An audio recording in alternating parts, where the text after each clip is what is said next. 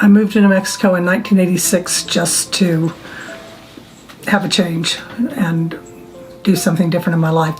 And I'd come to visit a friend who lived in New Mexico and really liked it, so I moved out here.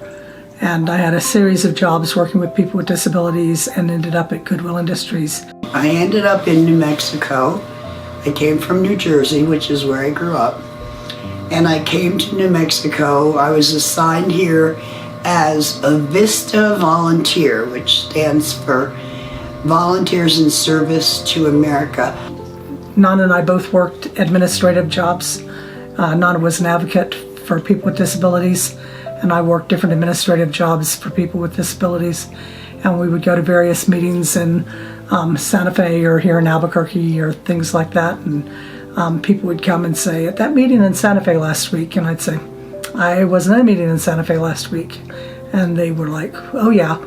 And then Carol would get the same thing, Nana would get the same question, you know, when you were at that meeting, and Nana would be like, I wasn't at a meeting for voc rehab, I don't do vocational rehab. And they'd be like, no, you were there. And so when Nana and I met, and I hired her to work at Goodwill, we got mistaken almost every day for each other. I joked when I got my hair cut, and I told your mother, I said, I'm just doing this so people don't think I'm you. Elena came to work at Families Plus, and she was my assistant. Then Elena ended up getting pregnant and wanted to put the baby up for adoption. She felt very strongly that she really wasn't in a position to raise another child. I'd always wanted to have children, but I'd had to have hysterectomy when I was 31 because I had very advanced endometriosis. I did not want to wander the streets of Albuquerque, and every time I see someone that age wondering, is that mine? Is that my grandchild? She'd always wanted to adopt a baby. She used to joke that she was going to buy a lottery ticket and her winnings would go into the expense of adopting a baby because it's not cheap. So I asked Elena, I said, you know, Margaret's always wanted to adopt a baby.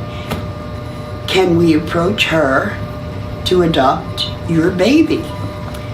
And she thought about it and got back to me, and she said, yeah. She said, I think that's a good idea. So Nana called me to ask me if I wanted to adopt, and I told her yes, and she told me, she said, well, don't just do it because for us. And I said, oh, I'm sorry, I hadn't even thought of you. I was only thinking of myself. And she laughed and she said that was the best answer she could have heard, because then she knew that I really wanted to adopt. She wasn't quite sure how far along she was, and she didn't have insurance, so she didn't have any prenatal care. And so she thought she was due in June, and we had finally managed to get appointments for her to be seen by a doctor, but she went into labor in the late at the night on the 29th.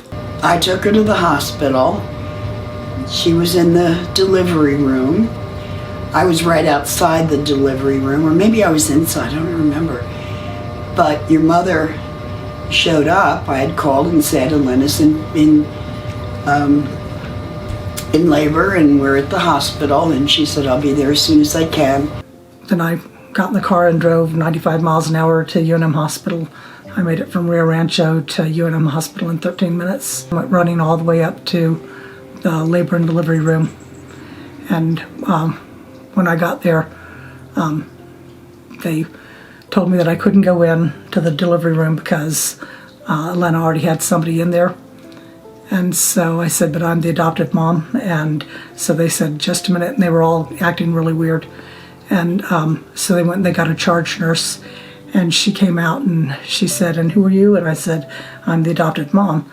And she said, for both? And I said, excuse me? And she goes, she delivered her first baby, she's waiting to deliver her second. Well, there were two babies, Wayne and Patrick, which was shocking to all of us.